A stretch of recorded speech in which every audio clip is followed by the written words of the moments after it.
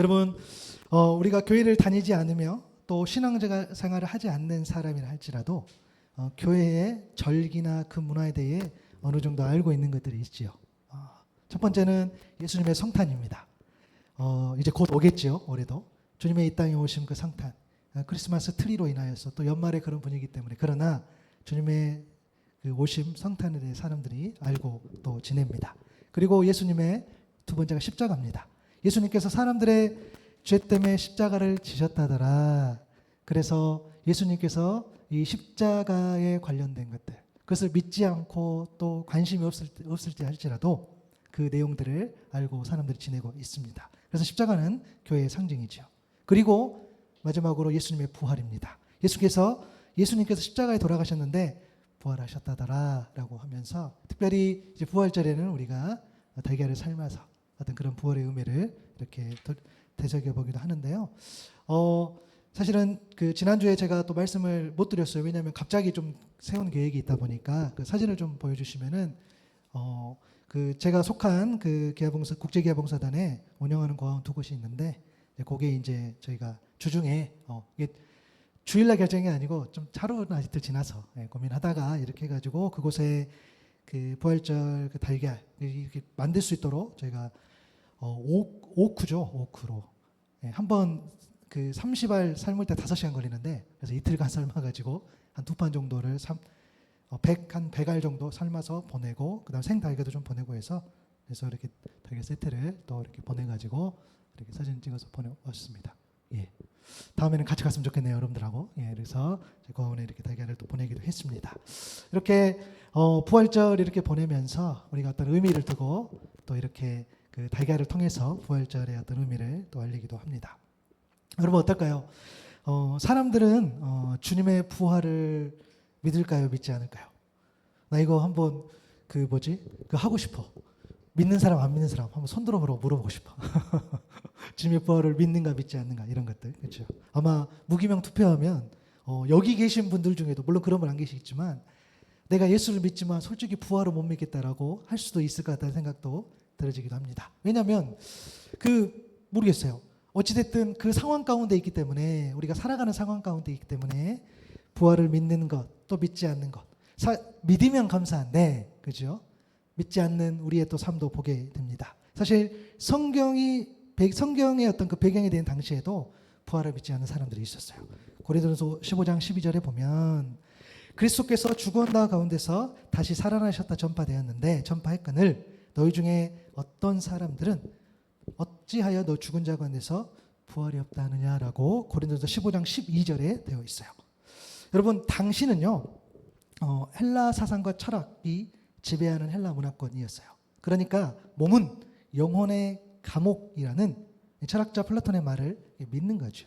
그래서 육체는 이 영혼을 더럽히는 불결한 존재다 이렇게 믿어요. 그래서 영은 귀하지만 육체는 쓸모없다고 해서 몸의 부활을 믿지 않고 그렇게 보냅니다. 주장하는 거죠. 육체는 안 좋고 육체는 불결한 건데 몸의 부활이 있을 수 있겠느냐라고 그렇게 사람들이 믿지 않는 거죠. 오늘도 마찬가지인 거죠. 솔직히 여러분, 우리도 그렇잖아요. 죽음으로 모든 것이 끝나는 이 현실을 살아가면서 부활은 사실상 믿기 불가능한 그런 주장인 거죠. 오늘 사는 것도 되게 버거워요. 죽음 이후에 어떻게 되는지 별로 관심 없어. 그렇죠? 우리 아이들은 또 초등학생, 중학생, 고등학생 올라갈 때마다, 그죠? 수학도 잘해야 되겠고 영어도 잘해야 되겠고, 그죠? 이런 것들. 우리 또 어른들도 마찬가지죠. 아이들을 키워내고 또 일해야 되고 이런 것들. 여러분도 아시겠지만, 또 저는 또 우리 교회는 제가 이중직 목회를 하고 있죠. 또 카페도 운영하고 교회도 이제 섬기고 있는데, 저희가 근무 시간이 오전 8시 반부터 10시 반까지예요. 그죠? 그러면 주중에, 그리고 평일은 월요일 토요일까지 그렇게 근무를 하고 주일은 이제 또 예배를 드리는데, 또 제가 속한 교회도 있고 단체도 있지만 기본적으로 자비량을 하고 있기 때문에 어떻게든 생존해야 되는 게 큰 사역이에요. 어떤 날은 카페만 생각하면서 카페의 생존을 위해서 하루를 온종일 써요. 또 어떤 날은 교회에 어떻게 하면 교회를 또 잘 꾸려갈 수 있을까, 그렇게 그 생존을 위해서 또 막 고민해요. 사실 하나님의 다스리심 보호하심, 이 모든 것이 하나님의 다스림이시고 보호하심이다라고 이렇게 우리가 믿고 그것이 믿음이고 또 그것을 믿어야 된다라고 제가 설교도 하지만 우리의 소망을 땅에 두는 것이 아니라 하늘에 두어야 된다고 그렇게 저도 메시지를 전하지만 하루 종일 땅만 보고 살아가는 모습을 보게 돼요. 그렇죠? 여담이지만 어제랑 그제랑 날씨가 엄청 더워져가지고요. 사람이 굉장히 많이 왔어요. 자랑하고 싶은데 자랑할 데는 없고 평소에 너무 많이 안 왔다가 그죠? 네. 그런 일들 하루 종일 땅만 보고 사는 것 같기도 하고 그죠?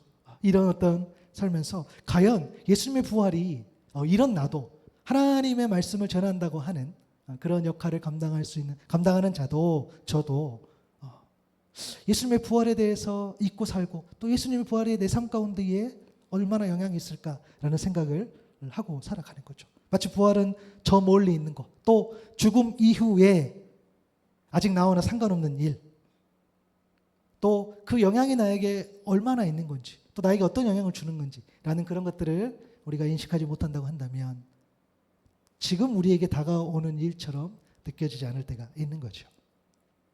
부활이 우리랑 어떤 상관이 있을까? 바울은요, 부활에 관해서 이렇게 말했어요. 고린도전서 15장 13절에 보면 죽은 사람의 부활이 없다면 그리스도께서 살아나지 못하셨을 겁니다. 그리스도께서 살아나지 않으셨다면 우리의 선교도 헛되고 여러분의 믿음도 헛될 겁니다. 우리는 또한 하나님을 거짓되이 증언하는 자로 판명될 것입니다. 그것은 죽은 사람이 살아나는 일이 정말로 없다면 하나님께서 그리스도를 살리지 않으셨을 터인데도 하나님께서 그리스도를 살리셨다고 우리가 하나님을 거슬러 증언했기 때문입니다. 15절에 보니까요, 우리라는 표현이 있어요. 우리라는 것은 바울과 또 예수님 믿는 그런 자들을 의미하겠죠. 그들이 증언했어요. 여러분, 그들이 뭘 증언했습니까? 그것이 바로 복된 소식이고 복음입니다. 그들이 뭘 증언했겠어요? 예수님이 이야기한 거죠. 예수님을 만나서 예수님이 어떤 말 했고 어떤 삶을 보여줬고 그래서 그 영향이 내가 어떤 영향을 받고 한 것을 증언한 거예요. 여러분, 복음이요. 복음은 무엇인가? 엄청나게 거창한 말로 우리가 복음을 표현해야 되는 것 아닌가라고 했을 때 복음이 뭐지라고 하면 고민이 돼요. 여러분, 복음은 예수님의 이야기인 줄로 믿습니다. 복잡한 게 아니에요. 사실은 간단해요. 그냥 예수님이 그렇게 말하셨고 예수님이 그렇게 사셨고 예수님이 그렇게 행동하셨고 그죠? 그것이 나에게 이런 기쁨을 주더라. 그것이 나에게 내 삶 가운데 이런 고민도 주더라. 그런데 그 예수님께서 말씀하신 그 예수님의 말과 행동의 삶이 나에게 은혜가 되더라. 그래서 내가 그분을 쫓아가고 있다라는 것들. 이런 것들이 바로 뭐겠습니까? 복음이죠. 그들이 전한 복된 소식이 뭐였습니까? 성경에 보니까 하나님께서 그리스도를 살리셨다요. 뭐라고요? 하나님께서 그리스도를 살리셨다. 그러니까 예수님이 죽었다는 걸 전제로 하겠죠. 그래서 만약 죽은 사람의 부활이 없다면 하나님께서 그리스도 대신 이 예수를 살리지 않았을 것이다 라는 그런 논증을 하는 거예요. 그런 논리를 펼치는 거죠. 이 말씀은 죽은 자가 다시 살지 못한다면 그리스도께서도 다시 살지 못했을 것이다 라는 그런 사실을 말해 줍니다. 정리해보면 죽은 자의 부활을 믿지 못하거나 거부한다는 것은 예수님의 부활을 믿지 못하고 거부한다 예요. 이것은 우리의 신앙에 굉장한 치명적인 오류를 줍니다. 왜냐하면 선포한 복음 그리고 그 복음을 믿는 믿음 그리고 부활은 깊은 관계를 맺고 있기 때문입니다. 여러분, 복음이 뭘까요? 로마서 1장 2절 4절 말씀. 이 복음은 하나님께서 예언자들을 시켜서 성경에 미리 약속하신 것으로 당신의 아들을 두고 하신 말씀입니다. 이 아들로 말하면 육신으로는 다윗의 자손으로 나셨고 거룩한 영으로는 죽은 사람들 가운데서 부활하심으로 권능으로 하나님의 아들로 확정되셨으니 곧 우리 주 예수 그리스도이십니다. 여러분, 복음은요, 하나님께서 예언자들을 시켜서 성경에 미리 약속하신 것이에요. 오늘 제가 이걸 다루지 않겠지만 여러분, 성경은요, 여러 명의 저자들이 여러 세대를 거쳐 오랜 시간 동안 어떤 사건도 다르고 인물도 달라요. 이거는 이렇게 갖다 맞출 수도 없어. 그렇죠? 그런데 놀라운 것은 한 가지 이야기. 그렇죠? 예수 그리스도를 향해 그 스토리가 쭉 간다는 거예요. 이때 썼어도, 이때 이곳에서 쓰여졌어도, 이때 이곳에서 쓰여졌어도 하나님은 놀랍게도 그 모든 것을 하나로 이루어 가시는 거죠. 하나님께서 예언자들 시켜서 성경에 미리 약속하신 것. 그러니까 복음의 스토리가 어느 날 갑자기 주어진 게 아니라는 거예요. 어느 날 갑자기 사람들 모이니까 잘 되니까 막 만들어서 사람들 이끌려고 선동하려고 그 스토리를 정해서 누가 있다더라, 어떤 능력도 베풀다더라, 십자가도 지고 부활했다더라, 이렇게 막 지어낸 게 아니에요. 그 놀라운 역사, 그 놀라운 하나님의 일하심인 거죠. 복음이 예언자를 시켜서 성경에 미리 약속하신 것인데 하나님의 아들을 두고 하신 말씀이라고 했어요. 그리고 육신으로는 다윗의 자손으로 나셨다고 했어요. 그렇죠? 그래서 우리 잘 아는 말씀이잖아요. 마태복음을 딱 열었을 때 아브라함과 다윗의 자손 예수 그리스도 이렇게 보라. 그러니까 실제로 오신 예수가 다윗의 자손으로 오셨는데 죽은 사람들 가운데서는 부활하셔서 하나님의 아들로 확정됐어요.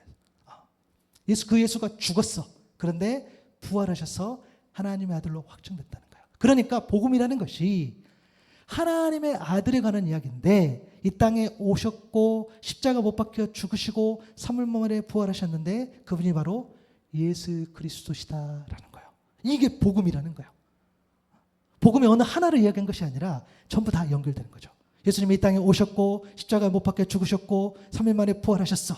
누구 때문에? 저와 여러분 때문에. 아멘. 이것이 복음이라는 거예요. 여러분, 우리 앞에 제가 그 이야기했던 내용을 좀 살펴볼까요? 사람들은 다 알아요. 성탄절, 예수님 태어났더라, 십자가도 지셨다더라, 부활하셨다더라. 그거를 믿지 않고 거부하고 있지만 사람들은 다 알아. 그래서 사실은 지금 이 시대는요, 복음을 내용 자체를 모르는 시대는 아닌 것 같아요. 사람들이 어떻게든 그것을 믿지 않고 거부하고 그것을 깊이 있게 생각하지 안 하는 것뿐이지 정말로 그 내용들이 이 땅 가운데 다 흘러가고 있다는 것을 보게 돼요. 그래서 여러분, 교회 안에서도 마찬가지예요. 교회 안에서도 예수님이 이 땅에 오시고 예수님 십자가 지셨고 부활하셨다는 그 내용을 우리가 온전히 믿지 못한다면 똑같은 거죠. 세상 사람도 똑같은 거죠. 왜? 그게 복음인데, 그것이 우리를 살리는 건데. 그래서 모를 수 있는 거죠. 학문의 깊이가, 경험의 깊이가 그것을 알게 하는 것이 아니라 성령님과의 친밀한 깊이, 그 친밀함의 관계의 깊이에서 이 말씀을 받는 줄로 믿습니다. 여러분, 그래서 하나님과 친해지셔야 돼요. 우리 주님과 친해지셔야 돼요. 그래 우리가 받을 수 있다는 거예요. 여러분, 그래서요, 복된 소식, 복음은 다른 그 무엇이 아니라는 거예요. 내가 바라는 것, 내가 원하는 것, 내가 기대하는 것, 내가 꿈꾸는 것, 내가 이루고자 하는 것, 내 갈망, 내가 간절히 원하는 것, 내가 기뻐하는 것, 내가 사랑하는 그 무엇이 복된 소식, 복음이 아니라 복음은 예수 그리스도, 복음은 예수 그리스도의 오심, 복음은 예수 그리스도의 십자가, 복음은 예수 그리스도의 부활인 줄로 믿습니다. 그래서 부활을 놓쳐버리면 안 된다는 거예요. 복음을 놓쳐버리기 때문입니다. 그래서 복음이라는 것은 하나님이 바라시는 것, 하나님이 원하시는 것, 하나님이 기대하시는 것, 하나님이 꿈꾸시는 것, 하나님이 갈망하시고 하나님이 간절히 원하는 것, 하나님이 기뻐하시는 것, 하나님이 사랑하는 것이 바로 복음인 줄로 믿습니다. 하나님이 무엇을 사랑하셨습니까? 요한복음 3장 16절의 말씀, 너무나 여러분 잘 아는 말씀이죠. 하나님이 세상을 이처럼 사랑하셨다고 했어요. 죄악으로 가득한 이 세상, 죄악으로 가득한 저와 여러분을 이토록 사랑하셨다고 그랬어요. 그럼에도 그렇게 죄로 인하여서 그렇게 엉망진창인 인생인 우리를, 그럼에도 그 세상을 사랑하셔서 예수 그리스도를 주셨다 그랬어요. 이는 이 예수를 믿는 자마다 멸망하지 않고 영원한 생명을 얻게 하시는 것. 영원한 생명이라는 것은 뭡니까? 하나님과 하나님 나라에서요, 영원토록 깊은 그런 친밀한 관계를 누릴 수 있는 유일한 길임을 믿습니다. 그래서 여러분, 이 땅에서 우리가 하나님 나라를 사는 것, 이 땅에서 정말 부활의 어떤 삶을 살아간다는 것이 결국에는 어떤 상황, 어떤 형편하고 상관없이 그것을 뛰어넘어서 우리가 그 안에서 만족을 느끼고 자유함을 느끼는 것.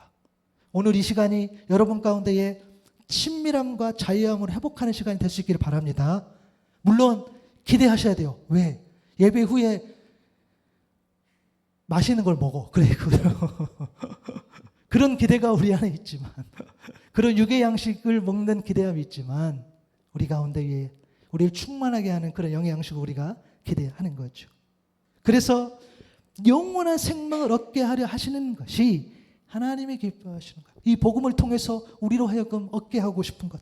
그래서 로마서 5장 8절에 보니까 우리가 아직 죄인 되었을 때 그리스도께서 우리를 위하여 죽으심으로 하나님께서 우리에 대한 자기의 사랑을 확증했다 그랬어요. 말로만 사랑하신 것이 아니라 행동으로 직접 십자가를 지셨고 그 십자가의 대가인 죽음으로 자기의 사랑을 확증하셨어요. 근데 그 확증이 죽음에서 끝나지 않고 살아남으로 완성되셨어. 그것이 바로 우리의 삶 속에서 실제로 일어난 주님의 부활임을 믿습니다. 그래서 부활이라는 것이요, 어떤 신학적 교리를 넘어서는 거죠. 우리의 믿음 또 우리의 삶에 직접적인 영향을 주는 바로 신앙의 본질입니다. 오늘 본문 2절에 보니까 너희가 만일 내가 전한 말을 굳게 지키고 헛되이 믿지 않았으면 그로 말미암아 구원을 받는다라고 했어요. 내가 전한 말 복음이겠죠. 굳게 지킨다는 것은 사수하고 유지한다는 것, 그리고 헛되이 믿는다는 것은 목적 없이라는 말이에요. 그러니까 주님의 죽음과 주님의 부활을 우리의 삶의 온전한 주인 되시고 목적 되신 그 예수 그리스도를 믿는 믿음, 그 믿음으로 나아갈 때에 구원을 얻을 수 있다고 바울은 이야기하는 거예요. 그래서 바울이 복음을 선포할 때에, 바울이 복음을 전할 때에 단 한 번도 주님의 십자가와 주님의 부활을 말하지 않은 적이 없다는 거예요. 왜? 부활을 이야기한다는 것은 복음을 이야기한다는 것이고 복음을 이야기한다는 것은 곧 부활을 이야기하는 거예요.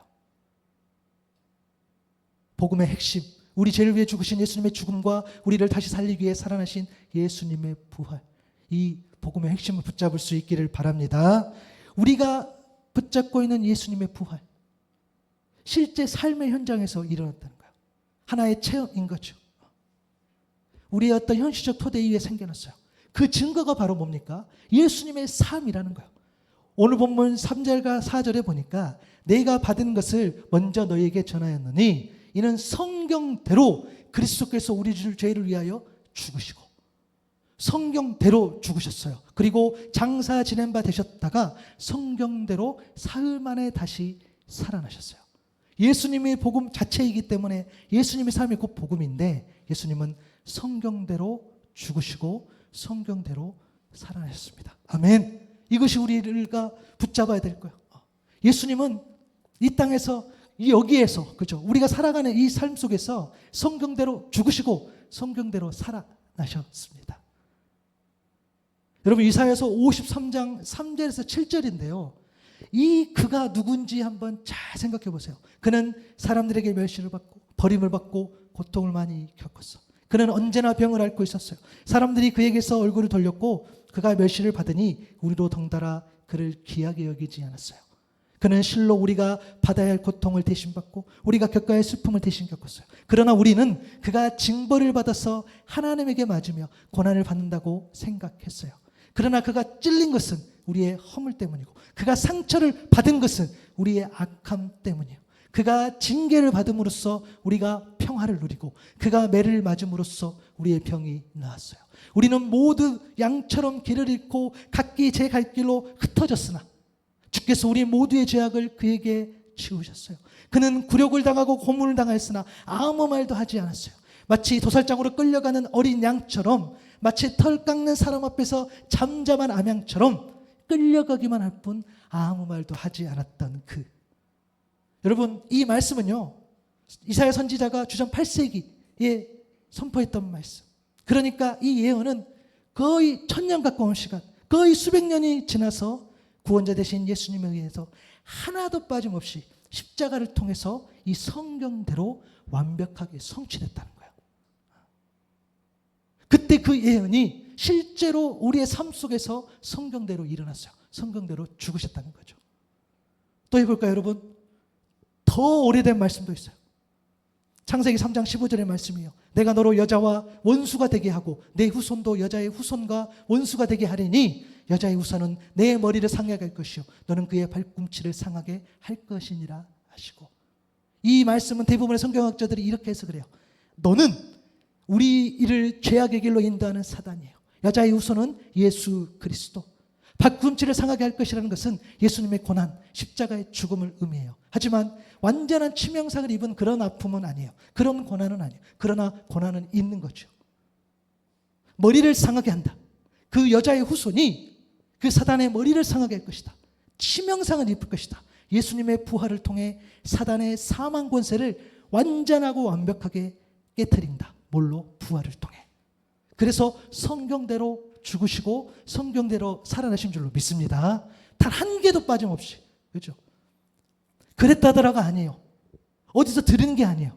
실제로 말씀대로 성경대로 죽으시고 성경대로 살아나셨다는 거예요. 예수님 말씀하셨어요. 마태복음 22장 32절 33절에 보면 나는 아브라함의 하나님이요 이삭의 하나님이요 야곱의 하나님이로다 하신 것을 읽어보지 못하였느냐. 하나님은 죽은 자의 하나님이 아니요 살아있는 자의 하나님이시라 하시니 무리가 듣고 그 가르침에 놀랐다 그랬어요. 이 말씀은 당시 사람들에게는 익숙한 말씀입니다. 왜요? 하나님이 모세를 이스라엘 이끌 그 지도자로 세울 때에 내가 하나님이죠. 내가 너희들의 조상 아브라함과 이삭과 야곱 그 조상의 하나님인데 내가 그들과 맺은 언약을 기억하고 있는데 내가 이 모든 역사의 죄인인데 이 내용을 드러내실 때 했던 그 표현인데요. 하지만 모세가 이 말씀을 들을 때는 모세가 이 말을 받을 때는요. 모세의 상황 속에서는 아브라함과 이삭과 야곱은 다 죽은 상태예요. 다 옛날 사람, 그죠? 죽은 사람이에요.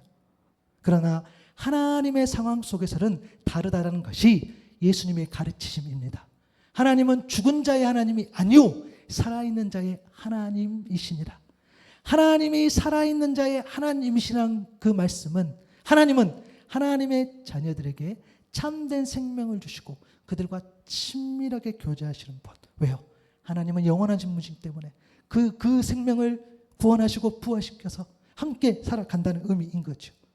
그래서 정리해 보면 아브라함과 이삭과 야곱 그들은 연약하고 인간적인 눈으로 봤을 때는 부족하고 연약하죠. 그러나 그가 믿음으로 나아가고 믿음으로 의로움을 여겼다 받은 그들은 죽은 자들이 아니라 현재 하나님이 주신 영생을 누리면서 그분하고 교제하고 있는 부활한 자들로 새롭게 해석해 주신 것이 예수님의 메시지였어요. 누가복음 20장 38절에도 보니까 예수님 말씀하신 거죠. 하나님은 죽은 사람의 하나님이 아니라 살아있는 사람의 하나님이시다. 모든 사람은 하나님과의 관계 속에서 살고 있다라고 이야기해요. 하나님은 온전히 믿는 자들에게 하나님께서 부활을 통해 영생을 허락하시고 그 관계 속에서 영원히 살아가게 하신 줄로 믿습니다. 그러니까 여러분 우리가요 하나님을 온전히 믿었을 때에 우리가 믿는 하나님은 살아있는 하나님이 되는 거죠. 그런데 여러분들이 어떤 나의 목적과 나의 수단으로 혹은 나의 어떤 인간적인 생각으로 나의 노력과 나의 의지로 하나님을 믿는다? 살아있는 자의 하나님이 아니겠죠. 하나님은 그런 분이 아니시기 때문에 죽어있는 자의 믿음이 되겠죠. 그 하나님은 그렇게 믿는 자들에게 어떤 역사도 어떤 능력도 펼치지 않겠죠. 잘못 믿으니까.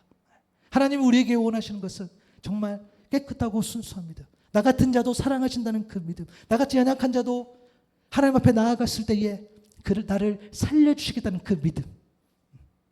여러분 살아있는 자의 하나님으로 하나님을 믿을 수 있기를 바랍니다. 우리가 정말 그렇게 되었으면 좋겠어요. 우리 주님 성경대로 죽으시고 성경대로 살아나셨어요. 이것이 복음이고 이것을 믿는 믿음이 우리를 영원한 생명으로 이끄는 유일한 길인 줄로 믿습니다. 예수님의 죽음과 부활 어찌다 보니 갑자기 생겨난 그런 역사가 아니라는 거예요. 오랜 전부터 약속되고 드러난 하나님의 계획 또 저와 여러분이 숨쉬고 살아가는 바로 이 삶의 현장에서 성취되는 일임을 믿습니다. 부활이요 우리의 삶의 현장에서 일어났음을 어떻게 알 수 있냐? 주님께서 직접 나타나 보여주셨다는 거예요. 오늘 본문 5절에서 8절에 보니까 게바에게 보이셨어요. 베드로죠. 그리고 12 제자에게 보이셨어요. 그 후에 500의 형제에게 보이셨어요. 그리고 그들 중에는 또 주석이 있죠. 해석이 있죠. 지금까지는 대다수는 살아있고 어떤 사람은 잠들었다 그랬어요. 그 후에 야고보에게 보이셨고 그 후에 모든 사도에게 보이셨어요. 이때 야고보는 예수님의 형제를 이야기하고 그리고 8절에 보니까 맨 나중에 만삭되지 못하여 난 자 같은 내게도 보이셨다고 했어요. 부활하신 주님 사람들. 주님의 부활은 정말 다양한 사람들에게 전파된 거죠. 주님께서 만나 주신 그 자체가 메시지가 되겠죠. 그렇잖아요. 예수님이 예수님 십자가에서 죽으시고 부활하셨다던데 이게 메시지였다면 이들에게 어떻게 합니까? 예수님이 부활하신 주님이 직접 오신 거죠. 내가 부활하신 주님을 만났다. 이게 메시지가 되는 거죠. 그죠? 그 메시지가 다른 거예요. 예수님이 그런 분이더라. 그런 분이에요. 예수님은 이거 하고 예수님은 내 삶 가운데 그런 분입니다. 내가 정말 만났어요. 이거 하고 어떤 만났던 사람들의 하는 이야기를 들었는데 하고는 다른 거죠. 저는 개인적으로 이렇게 좀 묵상이 됐어요. 이 부분을. 베드로와 또 12제자들을 보면은 사실은 굉장히 물론 그가 주님을 만나기 전에는 참 연약한 사람이었죠. 그러나 그들은 이 부활하신 주님을 만난 이후의 삶을 보면 베드로와 12제자들 정말 헌신된 사람들, 구별된 자들. 그렇죠? 저는 교회마다 공동체마다 베드로와 12사도가 있다고 봐요. 그것은 우월함이 아니죠. 우월함이 아니라 정말 어떤 공동체 안에서 영적인 리더를 이야기하는 거겠죠. 정말 베드로와 어떤 제자들 그런 제자들처럼 정말 소수 헌신된 수자들 분명히 존재해요. 그러한 사람에게도 그러한 자들 주님이 만나 주셨겠죠. 그러나 500의 형제들 물론 알 수는 없으나 저는 좀 이렇게 묵상이 되더라고요. 베드로와 12제자와 같은 그런 헌신된 소수는 아닐 수 있겠으나 정말 주님을 남다르게 따랐던 그런 사람들. 그렇잖아요. 그런 자들에게 주님이 나타나 주신 거죠. 그리고 야고보. 여러분 가족에게 복음을 전하는 게 얼마나 어렵습니까? 저희 집안에도 지금 많아요. 저에게 오는 늘 그런 어떤 그 힘든 메시지가 있어요. 막 여기 와서 예수 믿으십시오. 막 이렇게 해서 돌이켜보면 가족들 중에 안 믿는 사람이 너무 많아. 막 현타가 오는 거죠. 어느 날은. 그렇죠? 이런 것들. 실제로 예수님의 가족들, 형제들도 예수님이 활동할 당시에는 믿지 않았어요. 그러나 부활하신 주님을 만났을 때 달랐던 거죠. 그들에게도 예수님 나타나셨고 그리고 모든 사도를 사실 500의 형제와 12사도 사실 그래도 좀 주님과 연결된 관계 맺었던 사람처럼 좀 느껴지기는 해요. 그러나 여기에서 말하는 모든 사도는 베드로도 사도들도 또 바울도 몰랐던 사람 그러나 주님은 다 아는 하나님의 사람들. 여러분 이 땅에서 보면은 정말 맞아요. 어떤 사람은 하나님께서 정말 들어 사용해 주셔서 정말 우리가 이름만 대면 다 알만한 그러한 사람들 중에는 정말 하나님의 일들을 감당한 사람들이 많은 거죠. 그러나 저처럼 또 어쩌면 우리들처럼 사람들은 모르나 하나님은 아는 그런 사람들. 그런 사람들에게도 예수님께서 친히 나타나 주셔서 부활의 주님을 만나 주셨다는 거예요. 저와 여러분들은 이런 모든 사도의 범위에 들 수 있겠으나 그죠? 그러나 오늘 우리 예배 드린 우리 자녀들에게는 베드로와 12제자 같은 그런 정말 큰 영향력 있는 그런 하나님의 사람으로 자라날 수 있기를 축복합니다. 여러분 아멘 하셔야 돼요. 정말 그렇게 되기를 바라요. 하나님께서 그렇게 쓰시기를 원하는 거죠. 그리고 마지막에 보면은 바울, 교회를 핍박했던 자. 정말 특이한 이력, 그죠? 여러분 바울은요, 물론 바울은 우월한 사람처럼 보이지만 우월한 사람이 아니죠. 하나님의 의는 차별이 없어요. 바울이 우월하다기보다는 바울은 정말 특별한 정말 특이한 이력을 가진 자. 하나님을 핍박했던 자. 하나님의 교회를 핍박했다 그랬어요. 하나님을 믿는 사람들을 증오하고 그들을 죽이러 다녔던 그까지도 부활하신 주님이 만나 주셨다는 거예요. 그러니까 여러분 복음은 주님의 부활은 정말 받지 못할 어떤 상황, 받지 못할 그런 사람이 없는 거죠. 하나님의 역사는 우리가 알 수 없다는 거예요. 그래서 그러한 자들도 직접 만나서 교회를 세우며 섬기는 자로 사용하셨다는 거예요.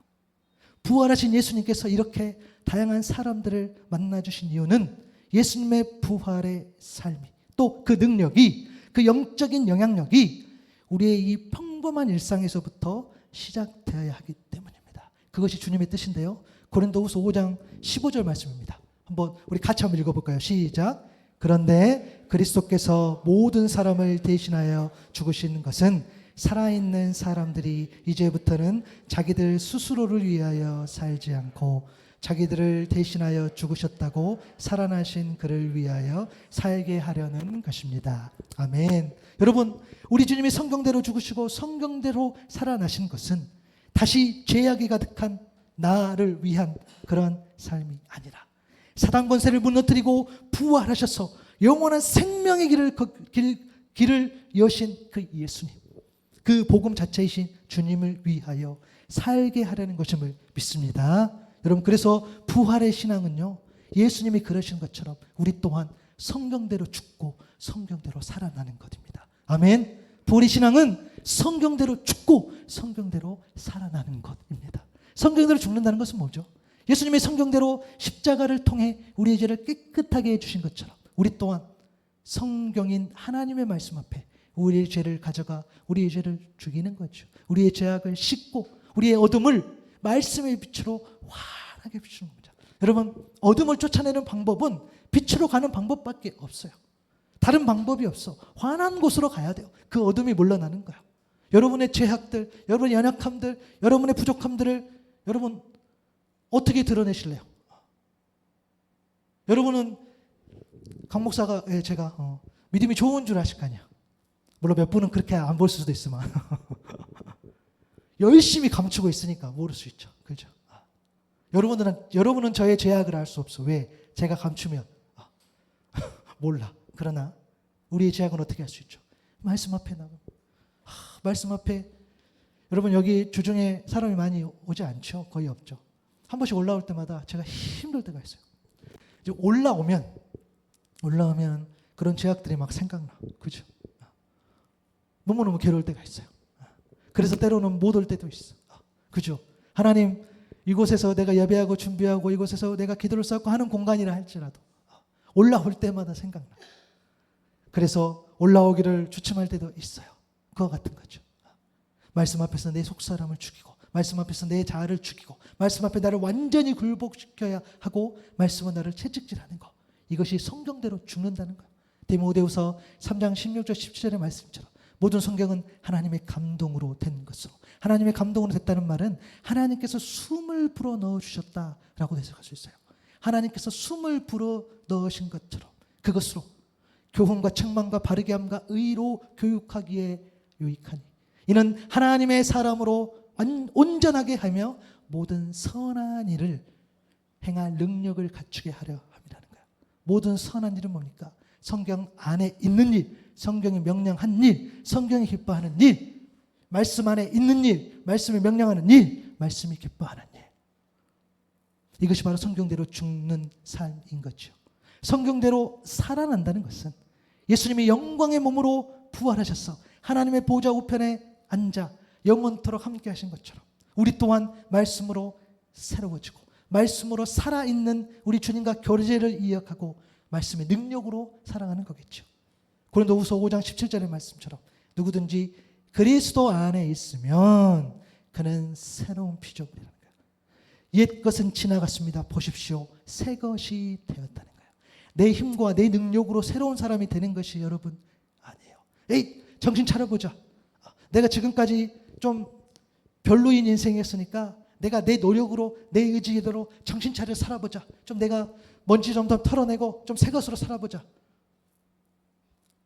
사람들 모르게 내 신분도 막 세탁하고 막 속이고 나는 원래 이런 사람인데 저런 사람으로 속이고 여러분 그게 안 되지요. 왜요?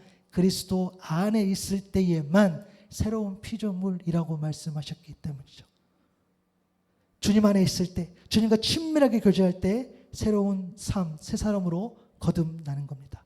그래서 말씀의 능력으로 의와 형통과 평안과 기쁨과 치유와 사랑과 믿음과 확신, 생명, 구원, 이 소망을 회복하여서 그것을 누리는 것이 바로 새로운 삶이라는 거죠.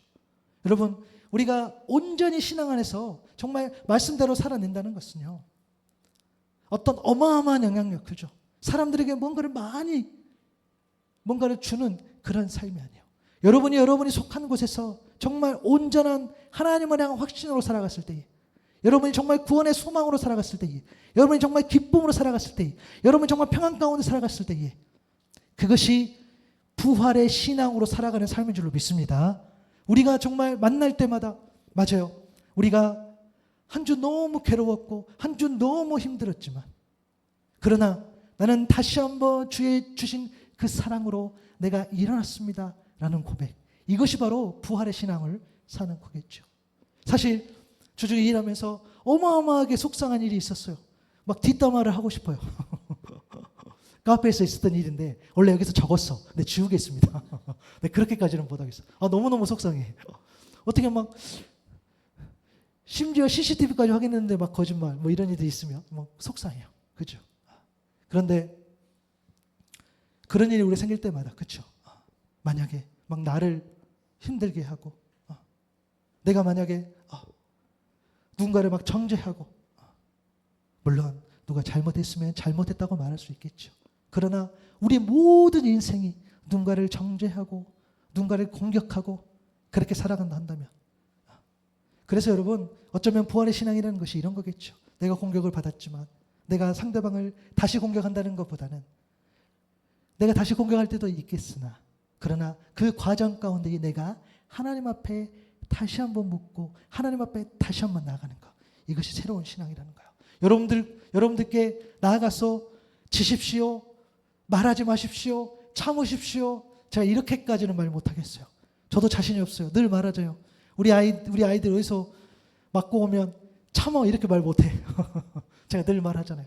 그러나 여러분, 부활의 신앙이라는 것은, 새로운 삶이라는 것은 그 과정 가운데서도 여전히 또 우리 주님은 뭐라고 하셨을까? 우리 주님은 뭐라고 생각하실까? 우리 주님은 그 상황 가운데 나에게 어떻게 말씀하시지 조언하실까?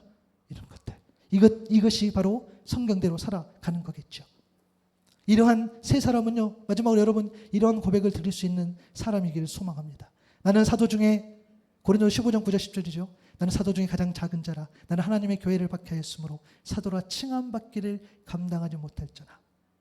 하나님의 교회를 박해했던 자. 사실 바울만 의미하는 건 아니겠죠. 하나님의 교회를 박해했던 바울도 죄인이고요. 하나님의 그 사랑을 배신하면서 하나님의 그 사랑을 떠나 하나님 없이 살아가는 저와 여러분도 때로는 교회를 박해한 것처럼 동일하게 죄인의 삶을 살아갈 때도 많아요. 그렇죠. 그러나 내가 나 된 것은 하나님의 은혜로 된 것이니 내게 주신 그의 은혜가 헛되지 아니하여 내가 모든 사도보다 더 많이 수고하였으나 내가 한 것이 아니요 오직 나와 함께 하신 하나님의 은혜로라. 이러한 고백을 들을 수 있는 사람, 성경대로 살아가는 삶은요, 나의 죄악됨을 인정하되 우리가 돌이켜서 말씀의 삶으로 나아가고 아주 작은 변화부터 큰 변화까지 모두가 하나님의 은혜임을 고백하는 삶, 그것이 부활의 신앙을 살아가는 삶인 줄 믿습니다. 여러분의 작은 변화도, 그리고 여러분의 변화도, 큰 변화도 하나님의 은혜입니다. 여러분이 여러분 된 것은 하나님의 은혜임을 고백할 수 있기를 바랍니다. 그것이 우리 안에 늘 있어야 되는 거죠. 매일의 삶 가운데 있어야 되는 거죠. 여러분, 저와 여러분을 위해 주님께서 십자가를 지셨어요. 그러나 또 저와 여러분을 위해서 부활하셔서 영원한 생명의 길을 열어주셨어요. 그 진리를 믿는 것이 바로 복음이고 신앙의 본질입니다. 주님께서 성경대로 죽으셨고 성경대로 살아나셨지요. 우리 또한 성경대로 죽고 성경대로 살아나는 삶을 사는 부활의 신앙으로 살아갈 수 있기를 바랍니다. 여러분들이 성경대로 죽을수록, 그리고 성경대로 살아날수록 여러분을 살리고, 여러분에 속한 가정이 살리고, 여러분에 속한 공동체를 살리고, 여러분에 속한 교회를 살리고, 여러분에 속한 또 제가 속한 우리나라와 민족을 살릴 수 있어요. 다른 방법이 없어요. 우리가 성경대로 죽고 성경대로 살았을 때에 내가 속한 곳이 아주 작은 변화부터 큰 변화부터 이까지 있다는 것, 그것이 부활의 신앙인 거죠. 여러분, 복음을요 단순하게 나의 구원으로만 좀 소극적으로 해석하지 마시고, 구원은 복음은 주님의 오심이고 주님의 죽으심이고 주님의 부활이세요. 그 복음을 포기하지 않고 그 부활 신앙으로 살아가는 것, 성경대로 죽고 성경대로 사는 저 여러분 될 수 있기를 바랍니다. 이 기쁜 소식이 우리 안에 기쁨이 되고 우리 모두에게 기쁨이 되고 그리고 우리가 서로를 위해서 그렇게 안부를 물을 수 있기를 바랍니다. 집사님 또 저에게도 목사님 성경대로 죽고 성경대로 살았습니까? 예, 그렇게 살았습니다. 이렇게 고백할 수 있는 저 여러분 될 수 있기를 바랍니다.